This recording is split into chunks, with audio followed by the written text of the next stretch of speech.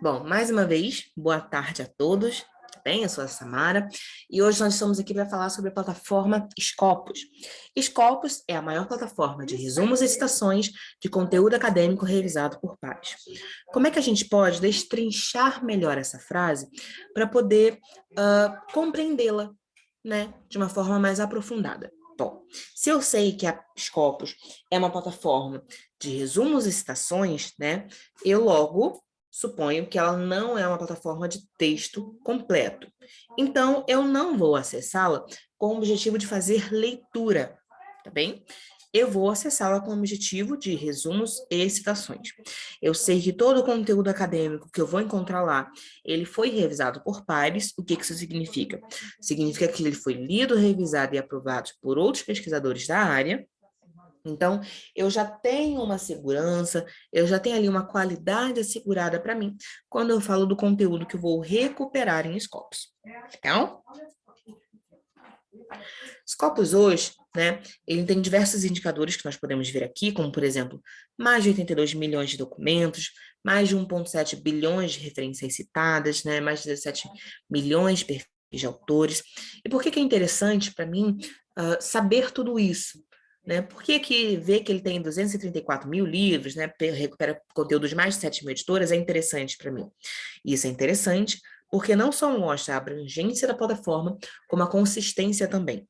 Então, nós temos uma base, uma plataforma gigantesca, totalmente revisada por pares, com uma abrangência imensa e muito consistente. Tá? Então, a gente saber disso traz muito valor quando a gente fala da plataforma. Então, é o principal fator diferencial de Scopus. Nós temos também um fluxo de trabalho, quando nós falamos de Scopus, que ele é bem específico, que é o buscar, descobrir e analisar. Então, e a gente pode perceber que isso, na verdade, é um ciclo, porque ele vai se repetindo. Até porque em Scopus a gente tem 3 formas de buscar, que é buscar por documentos, buscar por autores e buscar por afiliações. E a quarta forma seria buscar por fontes, né, que aí podem ser revistas ou livros. E em todas essas etapas, em todas essas formas de buscar, eu vou aplicar esse fluxo de buscar, descobrir e analisar. É, inclusive, a etapa de análise, que serve como grande diferencial de Scopus, né, que o difere de apenas uma base de dados, porque ele consegue organizar, destrinchar e reorganizar de acordo com o seu critério, com a sua necessidade naquele momento. A gente pode ver aqui embaixo que nós temos métricas, né, para busca de documentos com análise de 7 parâmetros. Nós conseguimos ver sobre produção e produtividade do trabalho do autor, fazer comparação de revistas com apoio de diversas métricas, né? Então, tudo isso também nos traz um grande valor quando estamos falando sobre Scopus. Então, bom, agora vou alterar a minha tela, vou lá para a minha base, vou só conferir aqui um minutinho se eu estou compartilhando corretamente. Acho que agora todos vocês já estão comigo. Pessoal, essa daqui é a página inicial de Scopus. Vocês podem perceber pelo canto superior direito que eu estou logado. E por que isso é interessante? Primeiramente, Samara, eu preciso estar logada para poder recuperar conteúdo em Scopus? Não, eu não preciso estar logada para recuperar conteúdo. Então, por que é interessante que eu esteja? É interessante que eu esteja para que eu tenha acesso a diversas funcionalidades. Vou clicar aqui, ó, em cima das minhas iniciais, e vocês podem ver que eu tenho acesso a listas salvas, né, buscas salvas, alertas, eu posso exportar preferências, tudo isso eu tenho acesso dentro de Scopus. Legal? Agora, eu quero a participação de vocês. Coloquem, por favor, aqui no chat um termo que a gente possa buscar. Um termo, uma área, algo que seja mais próximo da realidade de vocês. Tudo bem?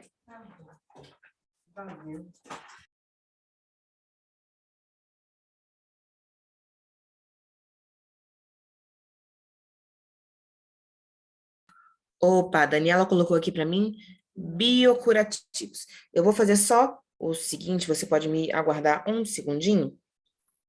Por quê? Quando a gente vai fazer traduções, traduções não, perdão. Quando a gente vai fazer uma busca em Scopus, o ideal é que a gente faça essa busca em inglês. Por que que isso é interessante? Tá legal? Porque quando a gente fala do inglês, nós estamos falando sobre a língua oficial da ciência, né, digamos assim. O mundo ele se padronizou ao idioma de língua inglesa. Tanto é que quando a gente indexa um documento, né, um artigo, a gente coloca ele na língua original e também em inglês. Legal? Então, a Daniela já colocou para mim biodressings. Eu vou tentar buscar por esse termo.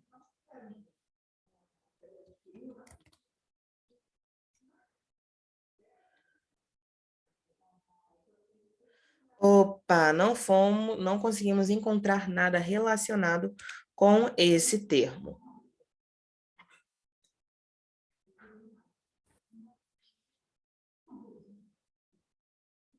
Opa, a Patrícia já colocou aqui para mim em inglês um termo, né? Binary Differential Equations. Então, eu vou copiar essa parte aqui e eu vou tentar buscar por ela. Peço apenas um segundo aqui para vocês, pessoal, que eu vou fechar uma janela que está aberta. Perfeito, vou buscar.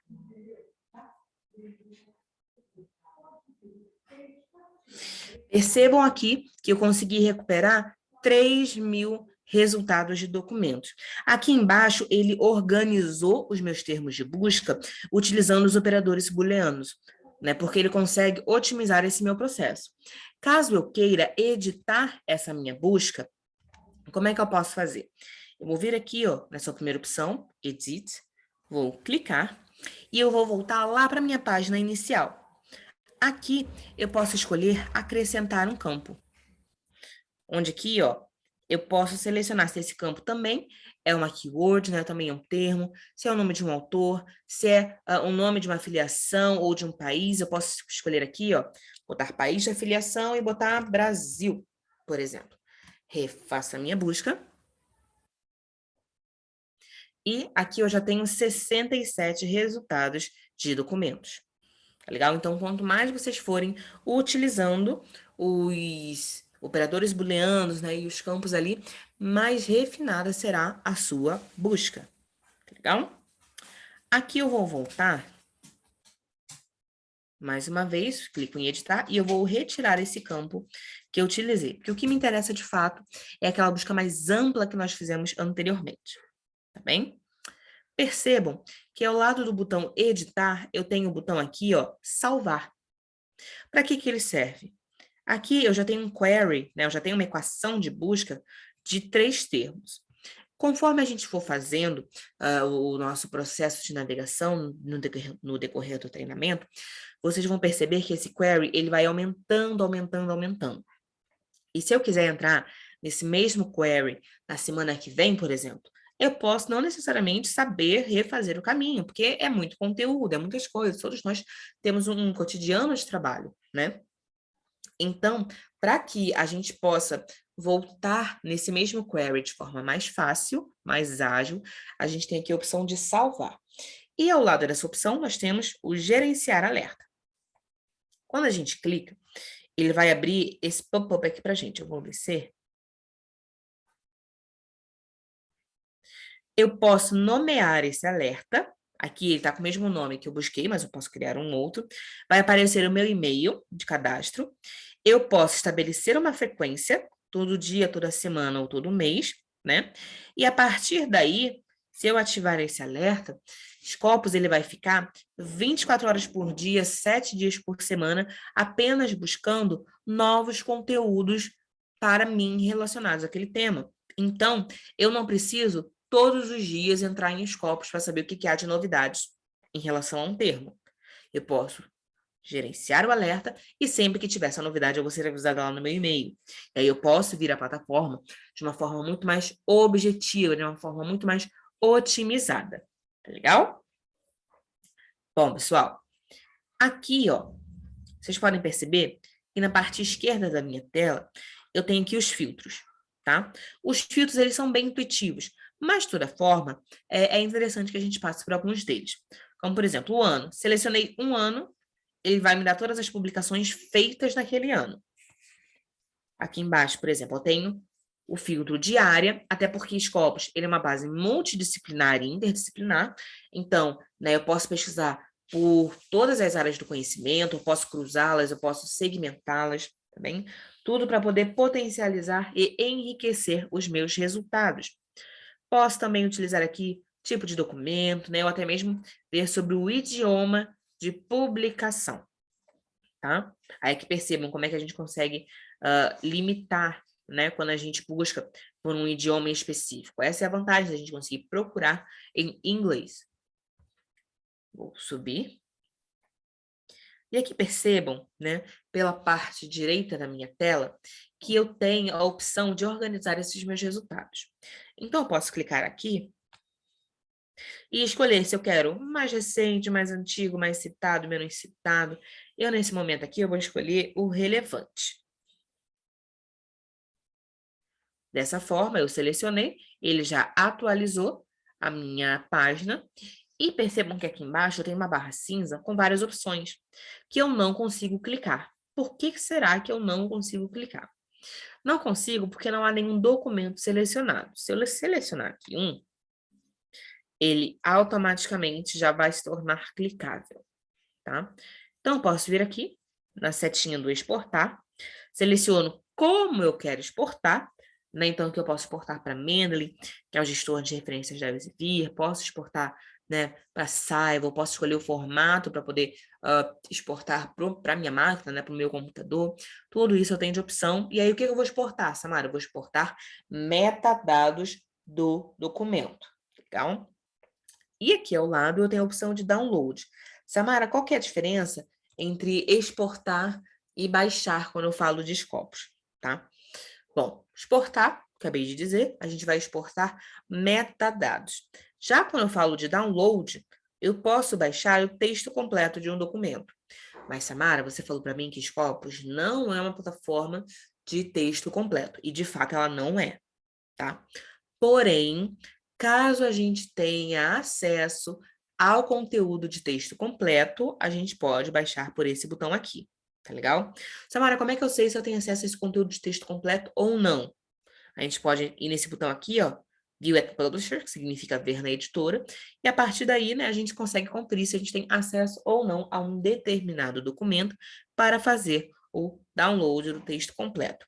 Porém, como o Scopus ele recupera conteúdo de mais de 7.000 editoras, né, acaba sendo improvável a gente conseguir garantir o acesso de todo esse conteúdo de todas essas 7.000 editoras. Por isso que a gente condiciona essa opção aqui de download, tá bem? Vou descer. E aí aqui percebam que eu tenho algumas opções, como por exemplo a opção de ver o resumo sobre um determinado documento. Isso me ajuda porque eu posso saber sobre o que ele se trata antes mesmo de chegar nesse documento. Tá? Estou abrindo mais alguns aqui. Então, tudo isso serve para poder ler e falar, olha, esse daqui é bom, né? Fala sobre o que eu estou querendo estudar, ou então esse daqui é bom, mas não é bem o que eu quero, esse daqui está perfeito. Tudo isso a gente vai destrinchando através dessas funcionalidades aqui. E agora eu vou clicar nesse documento.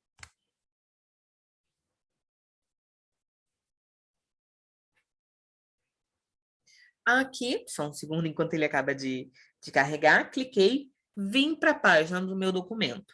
Na parte esquerda da minha tela, eu tenho as opções de identificação, né? Tipo do documento, a fonte, o ISSN, que é a identificação da revista, o DOI, que é a identificação do documento. Eu gosto até de falar que o DOI é como se fosse o CPF do documento, né? Porque dá para a gente entender um pouco melhor. E aqui eu tenho as informações básicas da sua publicação. Percebam que aqui, nesse documento em específico, eu só tenho um autor. Porém, mesmo quando eu tenho vários autores, tem sempre um que vai ter esse símbolo aqui do e-mail, tá? O que isso significa? Isso significa que esse autor, ele é o autor correspondente para esse documento. Então, posso clicar aqui, ó, vou descer a minha tela, e aparece aqui, autor correspondente, tá legal? Eu consigo ver também sobre métricas que são aplicadas a esse autor e ao trabalho dele. Posso ver aqui na parte direita da minha tela sobre documentos que o citaram. E aqui mais abaixo, eu tenho acesso às métricas desse documento. Então, eu sei que ele teve 9 citações indexadas em Scopus, tem aqui métricas de impacto e de visualização, mas eu também posso escolher ver todas as métricas.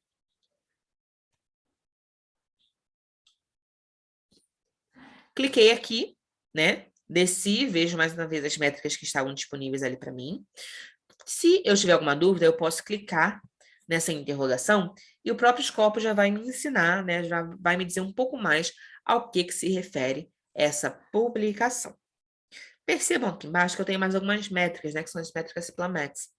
Essas métricas, elas são as métricas complementares, tá? O que elas dão para mim de informação? Aqui, primeiro, elas falam sobre capturas, né? Que ele tem 8 leituras. E aí, o que são essas leituras? São só 4 pessoas que abriram essa página aqui, Samara? Não. São 4 pessoas que exportaram esse documento lá para a Mendeley e fizeram a leitura desse documento por lá. Tá legal? Então, esse também já é um indicador bacana que mostra como que as plataformas da Elsevier, elas se conversam e elas vão se complementando também, tá? Aqui eu tenho também um índice relacionado à citação, ele difere porque aqui em cima a gente fala de citação em Scopus, né? E aqui a gente fala de uma outra forma. Bom, mas agora, vocês podem perceber, se a gente for olhar para aquele fluxo que nós vimos lá atrás, sobre buscar, descobrir e analisar, né? Nós já buscamos, quando nós construímos o nosso query de busca, quando nós o editamos, refinamos, né? Vimos ali como organizar melhor os nossos resultados, nós descobrimos, quando a gente chegou aqui nessa página, e vimos como destrinchar cada um desses resultados. E agora, nós podemos iniciar o fluxo de análise, tá? E aí, como é que eu começo a analisar dentro de Scopus? Só esses indicadores aqui, eles também já me falam bastante coisa. É porque esse documento em específico, né, ele não tem indicadores tão expressivos. Mas dependendo dos indicadores, né, a gente consegue ter já uma base analítica sobre um documento. Porém, nesse caso, eu vou voltar lá para a minha página dos resultados.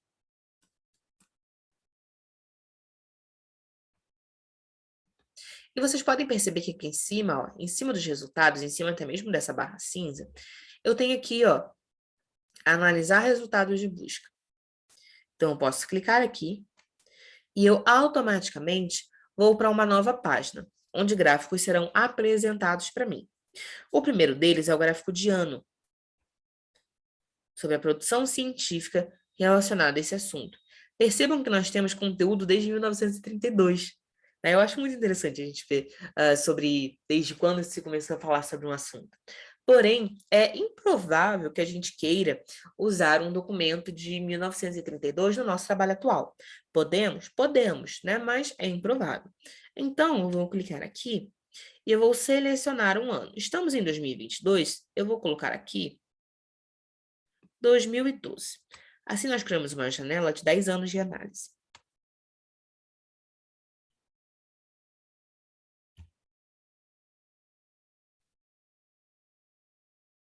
Aqui, percebam, né, que esse gráfico ele já se alterou e o que ele traz para a gente de informações. Tá? Esse era um assunto que ele se mantinha estável, teve um declínio aqui em 2015, mas ele já retomou o seu crescimento em relação a publicações científicas. Então, o que isso me diz de forma mais objetiva, tá? A grosso modo. Isso está dizendo para mim que esse é um assunto que ele está com tendência a crescimento. Portanto, se eu sou uma pesquisadora e eu quero falar sobre esse assunto, eu sei que esse é um assunto que vai acabar tendo um impacto para mim, né? Porque cada vez mais se fala sobre ele. Já aqui abaixo, nós temos mais alguns gráficos. Como, por exemplo, né, países que mais publicam, e aqui a gente nem precisou entrar no gráfico para a gente poder ver sobre esses indicadores. Mas percebam aqui o seguinte, nós não temos o Brasil nesse gráfico aqui de documentos por território, mas nós temos aqui, ó, a Universidade de São Paulo nesses de documentos por afiliação. Então, olha só que informação bacana a gente já conseguiu cruzar, né? Então, se eu quiser, eu posso vir aqui, ó, nesse documento por afiliação, e eu posso customizar esse gráfico. tá? Então, eu posso... Opa, perdão, desci demais. Então, eu posso ir retirando instituições, deixo apenas a USP, e eu posso ir procurando outras universidades brasileiras aqui para poder fazer essa comparação, ou mesmo que não sejam brasileiras, mas universidades latinas, né, para eu poder fazer essa comparação para algo que esteja mais perto da minha realidade. Tá? Então, tudo isso eu posso utilizar para poder facilitar o meu método de navegação e o meu método de análise quando eu falo de escopos. Legal? Estou aqui procurando um pouquinho mais.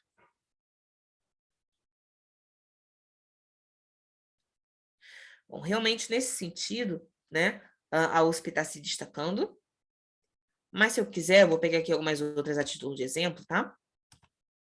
Eu posso ir selecionando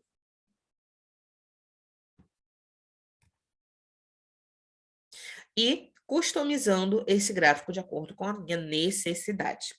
Legal?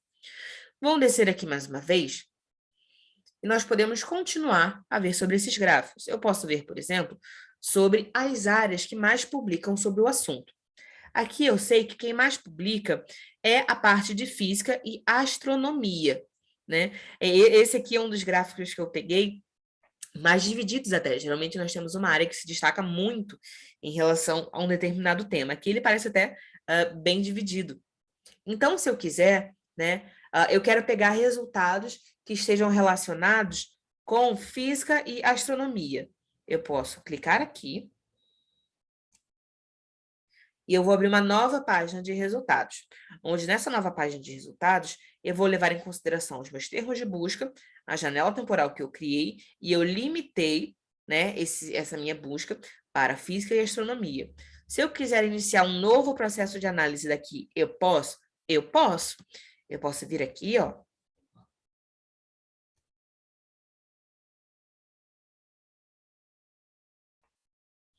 Ele vai me trazer mais uma vez para essa janela de ano. No caso, eu vou deixá-la como ela está. E agora eu posso vir aqui, ó, em documentos por autor, porque assim eu consigo ver quem é o autor ou autora que mais publica sobre esse tema nessa janela temporal sobre física e astronomia. Mais uma vez, eu posso ir personalizando, né, ir modificando esse gráfico de acordo com a minha vontade, tá bom? Mais uma vez, se eu quiser, eu posso clicar no resultado e eu sou levada para uma nova página de resultados, né? Eu clico naquela numeração e eu já venho para cá. E aí, olha só, como que esse query, ele já ficou muito maior, né? Caso eu queira vir para esse mesmo query na semana que vem, até eu fazer todo esse caminho que nós já fizemos aqui até agora, eu provavelmente já esqueci alguma coisa. Então, é para isso que eu posso vir aqui e salvar esse query de uma forma muito mais objetiva, tá bom? Mas agora, eu vou voltar aqui, porque eu não quero ficar abrindo novas páginas de resultados, né? Para mim, a quantidade de trabalhos não está sendo tão relevante. Nesse momento, eu quero saber quem é a pessoa que está publicando sobre um determinado assunto. Então, eu posso vir aqui e clicar no nome dele.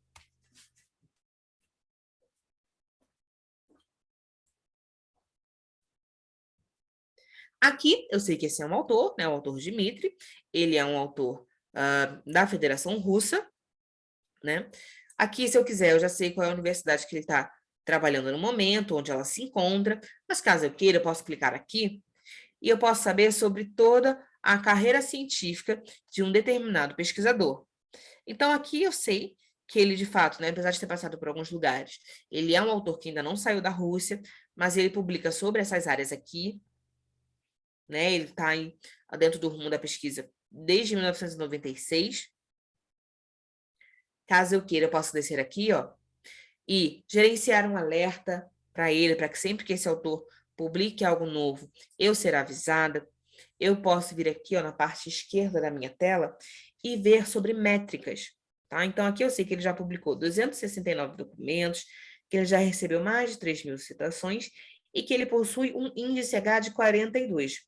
Samara, o que é índice H? Índice H é uma métrica que está relacionada com o desempenho de um determinado autor. Então, eu posso vir aqui, ó, e eu vou clicar nesse gráfico do índice H.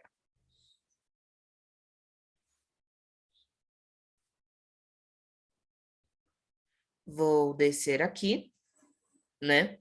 E eu sei onde que essa métrica, né, ela está se encontrando, que é aqui no número 42. Mas o que essa métrica ela está falando para mim, em sumo, né? Resumindo, vamos ser mais objetivos. Como que essa métrica ela é montada? O que ela está dizendo para mim? Ela está dizendo para mim que a partir da 42ª publicação do Dmitry, ele recebeu pelo menos 42 citações. Então, como que a gente poderia fazer se ele, enquanto autor, quisesse aumentar essa métrica? Né? Samara, eu estou com uma métrica de 40 e eu quero aumentar para 41, 42, 43, né? Enfim, porque quanto maior a métrica, mais eu me destaco. Como é que eu posso aumentar esse número? Tá?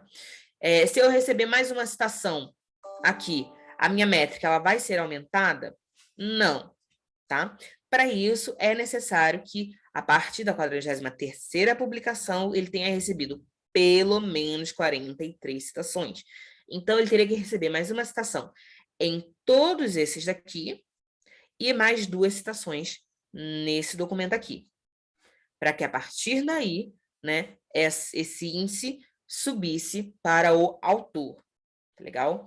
Então, é interessante a gente ver como é que essa métrica ela é montada e como que ela se aplica no dia a dia do autor. Vou voltar.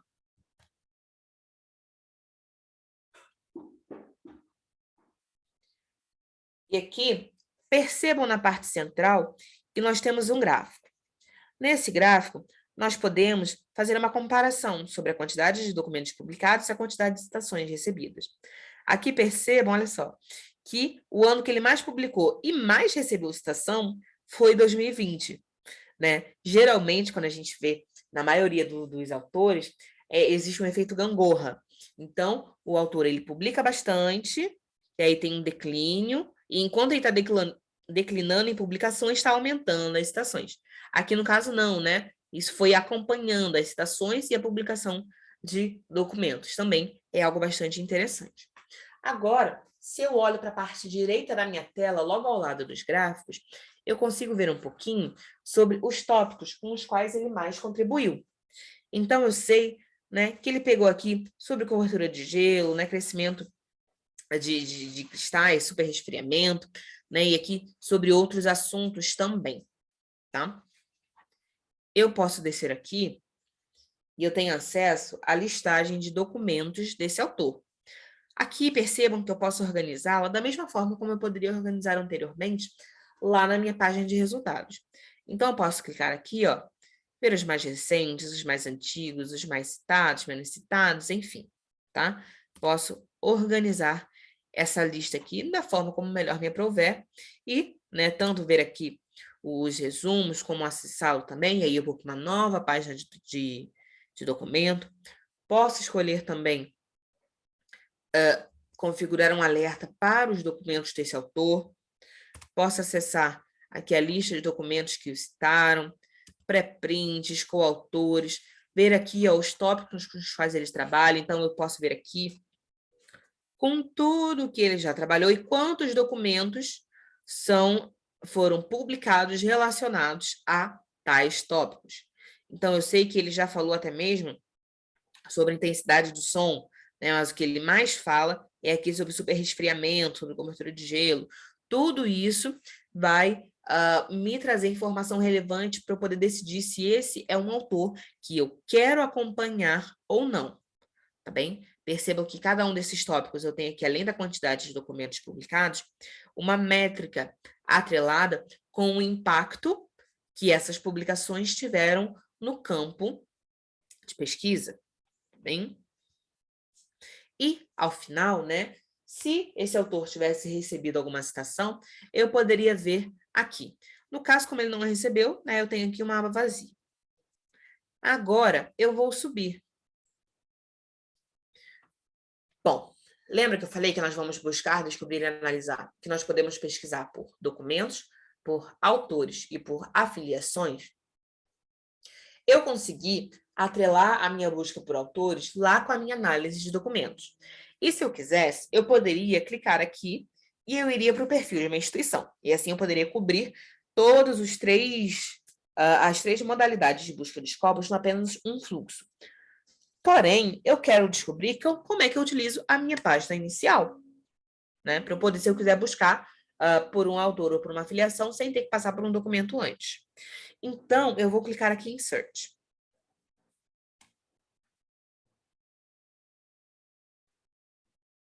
Se eu quisesse ter buscado por aquele mesmo autor, poderia vir aqui, ó,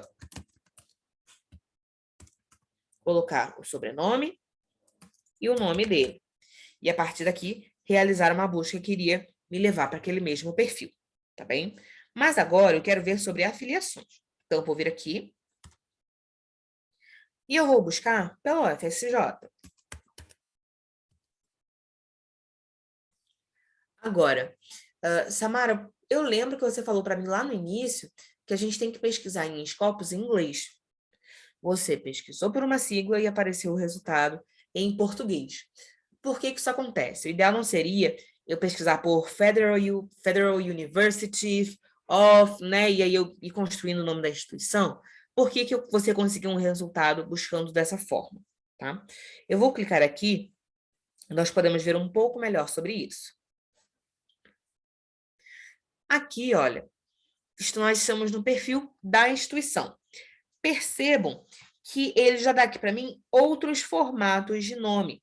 Portanto, se eu pesquisar por qualquer um desses termos dentro de Scopus, Scopus vai saber que eu estou falando da UFSJ, porque ele entende que existe mais de uma maneira de eu me referir a uma mesma instituição.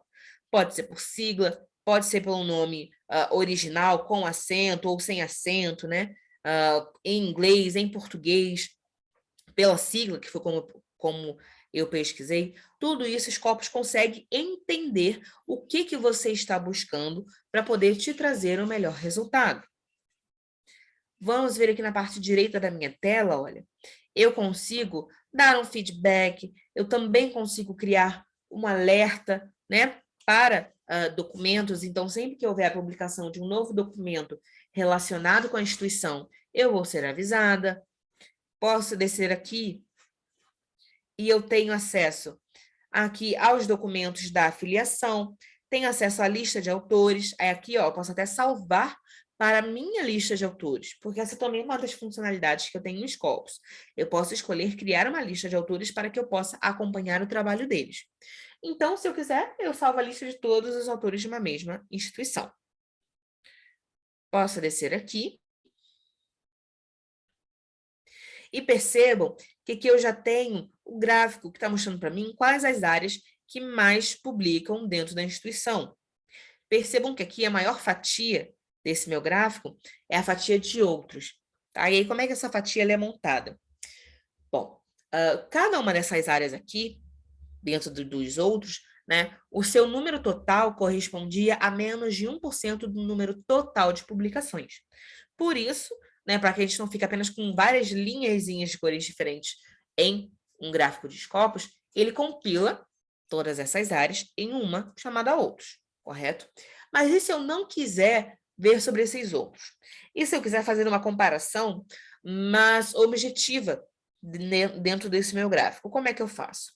Posso vir aqui, eu vou clicar em outros, e ele automaticamente foi retirado do meu gráfico. Não? Então, aqui, por exemplo, se eu quiser ver algo que seja bem específico da parte de exatas, né? Não tenha tanto a ver com ciências da vida, por exemplo, posso te excluir, vou excluindo medicina também, né? Tiro aqui biologia molecular, deixo só aquilo que está de fato mais conectado com as exatas. Química também, né? Também está ali dentro do espectro de ciências da vida. Posso ir editando esse gráfico de acordo com o meu objetivo, tá? E aqui, se vocês perceberem, eu ainda tenho a numeração. Onde eu tiver a numeração, eu sei quem é que mais publica, eu posso clicar e abrir uma nova página de resultados. E aqui o meu query já foi a instituição, a afiliação e subárea, tá? Percebam que se eu subir aqui, ao lado dessa aba de documentos por área, eu tenho aqui, ó, colaboração, afiliações com quem essa instituição já colaborou. Então, posso clicar aqui, ó, e eu sei que a pessoa, a instituição com que ela mais colaborou foi com a USP, depois com a FMG, o FRJ, né? E aqui, se eu quiser, eu posso mais uma vez abrir uma nova página de resultados. Sempre que houver essa numeração ao lado, eu posso clicar, eu posso abrir uma nova página de resultados. Então, e Samara, eu tô entendendo aí o que você está falando, mas por que isso é importante, né? Por que é interessante para mim buscar pelo perfil de uma instituição dentro de Scopus e ter acesso a todas essas informações, editar essas informações? O que isso vai estar trazendo de valor para mim, tá? Então, todos os anos, né, nós temos a liberação de alguns rankings que são locais, regionais e globais, onde eles fazem essa comparação, né, de produção científica, de colaboração de uma mesma universidade com as outras locais, outras regionais, né, outras de outros continentes. E como é que isso é feito? Isso é feito com as empresas responsáveis pela montagem desses rankings, acessando os Scopus e, a partir daí, montando esses gráficos. Tá legal? Montando esses rankings para liberação. Então, é de grande importância esse perfil institucional, porque é através dele que a gente consegue ter uma noção de em que posição determinado país ou região dentro do país vai estar na produção científica, né? Ou da região, seja América Latina Sul, América Latina Norte ou América do Norte, tudo isso a gente consegue comparar. E por último, nós temos aqui a aba de documentos por fonte, que é com quem que essa instituição mais publica, né? Quais são as revistas com que ela mais publica, tá bom?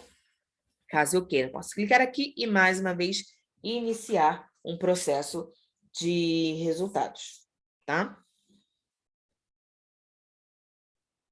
Agora, nós já exploramos por documento, já exploramos por autor e por afiliação. O que fica faltando para a gente poder explorar dentro de Scopus? Tá? Aqui, a gente pode explorar, nesse momento, fontes. Então, eu vou subir e eu vou clicar aqui no meu botão Sources.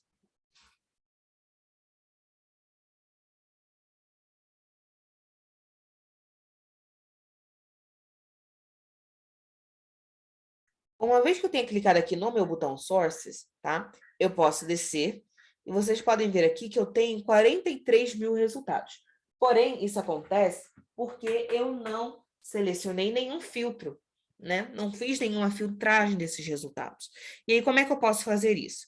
Eu vou vir aqui nessa opção, subir área, vou clicar.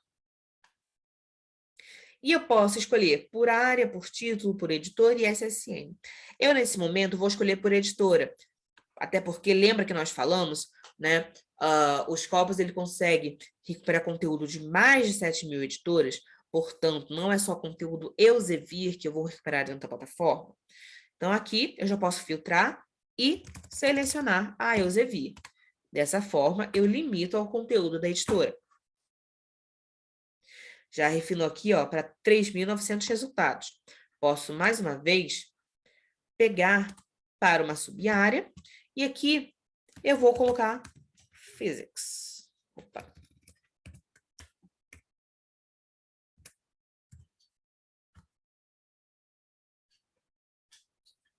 Aqui, ó, Física e Astronomia.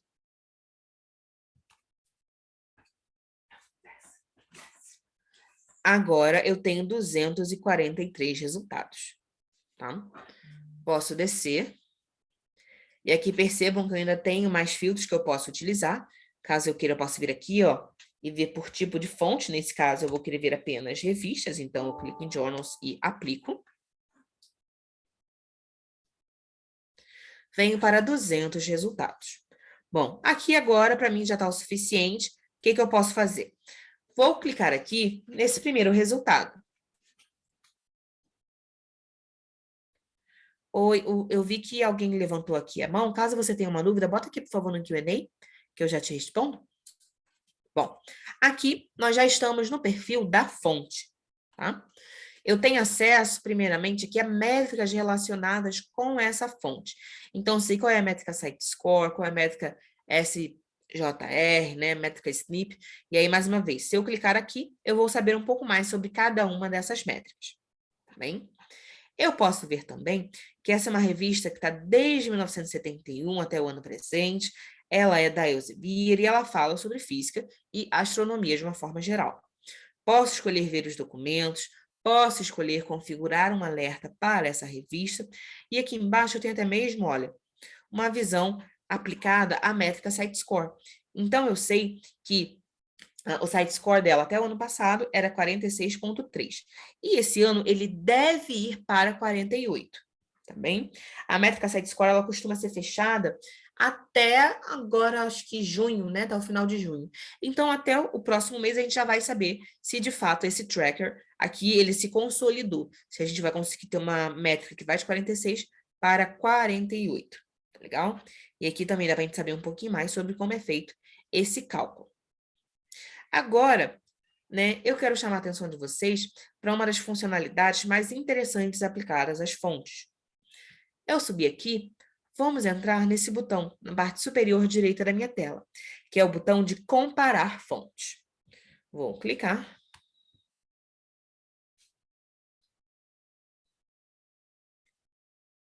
E aqui percebam, né, que eu já tenho um gráfico relacionado com a métrica SiteScore dessa revista. Aqui, eu posso escolher selecionar até 10 outras para fazer essa comparação. Então, eu vou vir aqui, vou mais uma vez comparar, vou querer uma outra revista que seja da editora Elsevier, vou limitar mais uma vez, né? Vou procurar aqui por física e astronomia, vou buscar. Aqui, eu já tenho diversas revistas que eu posso selecionando e inserir no meu gráfico.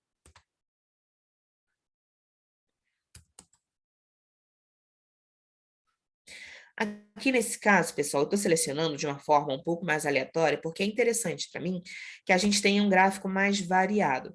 Porém, dentro do uso de vocês, né, caso vocês já tenham alguma revista de preferência, alguma que vocês já estejam acompanhando, ou então eu estou com material aqui, eu estou com um artigo, eu quero publicar, eu estou em dúvida entre 2 ou 3 revistas, né? Como é que eu faço essa escolha? Aí vocês podem ver o nome dessas 10 revistas que vocês já procuram, buscar por elas aqui e fazer essa comparação. Tá legal? Aqui eu estou buscando de uma forma aleatória para que esse gráfico ele fique mais interessante para a gente. Então, aqui, ok, acho que já selecionei bastante revistas, vamos analisar esse gráfico. Aqui, ele está mostrando para mim quais são as revistas que se destacam em relação à métrica SiteScore. Então, eu sei que quem mais se destaca aqui é a primeira que eu selecionei, a Physics Reports, correto? Mas e se esse não for o meu critério no momento? Se agora eu não estiver me importando tanto com o SiteScore, eu quero ver sobre outro ângulo. Como é que eu faço isso? Eu desço. E eu posso vir aqui, ó, de citações por ano. Quais são as revistas que mais recebem citações? Então, eu posso vir aqui, ó, a Physics Reports ainda está se destacando, né? Porém, aqui para 2022, elas estão se igualando até, né? E aqui embaixo eu posso continuar vendo sobre outras óticas. Então, qual dessas fontes que mais publica os documentos por ano? E aqui, a Physics Reports, ela deixou de ser a líder, né? Já vem para uma outra revista aqui. Caso o meu critério nesse momento seja percentual de artigos revisados por ano. Então, aqui, a Physics Report, ela já empata com diversas outras, né? Então, dependendo do meu critério, esse gráfico ele vai se adaptar para trazer para mim a informação que seja mais completa e mais objetiva dentro daquilo que eu quero ver no momento. Legal? Pessoal, alguma dúvida sobre a plataforma? Vocês podem colocar aqui para mim no Q&A, eu também vou estar olhando o chat nesse momento.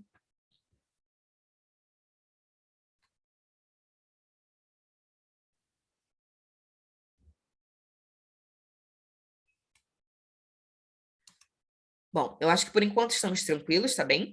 Então, eu vou passar aqui algumas dicas para vocês em relação à plataforma, tá? Primeira dica que eu tenho para poder passar para vocês sobre um bom uso. Explorem a plataforma, porque Scopus, quanto mais vocês explorarem, mais vocês vão ter o que explorar, ok? E vocês viram que, apesar de não ser uma plataforma focada no texto completo, a gente consegue ter uma visão muito objetiva sobre como está funcionando a nossa comunidade acadêmica aplicada a um conteúdo, como é que eu posso, né, conhecer melhor os autores, as afiliações, qual que é a importância disso tudo, tá bem? A Daniela colocou um comentário aqui interessante. Se formos usar isso tudo só para escolher uma revista, dá para fazer uma dissertação de mestrado. É sobre isso. Meu colega, o Sérgio Vidal, acho que vocês já devem ter conhecer sobre ele. Ele fala para mim que se a gente conseguisse, a gente conseguiria, se a gente quisesse, a gente poderia fazer um artigo científico só sobre Scopus e como ele funciona para poder nos dar essas informações. Isso é muito verdadeiro, tá? Bom, e é isso, pessoal. Vocês vão receber em alguns dias, hoje é sexta-feira.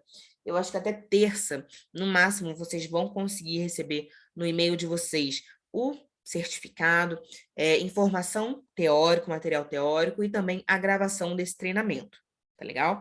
Aí, a partir daí, vocês podem explorar a plataforma com todo esse paramento. E eu também vou colocar aqui no chat o meu e-mail.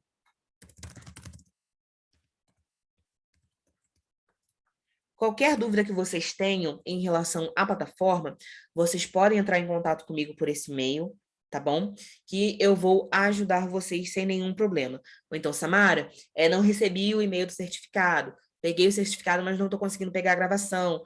Tudo isso, vocês podem entrar em contato comigo, que eu vou estar auxiliando vocês, tá bom? Érica, não tem lista de presença, tá bom? Você entrando aqui na sessão, o seu e-mail já tá ali para mim, até porque você fez a sua inscrição, você vai receber o material teórico, a gravação e o certificado também. Tá legal, pessoal? Então, eu já vou parar de compartilhar aqui a minha tela, vou encerrar a gravação.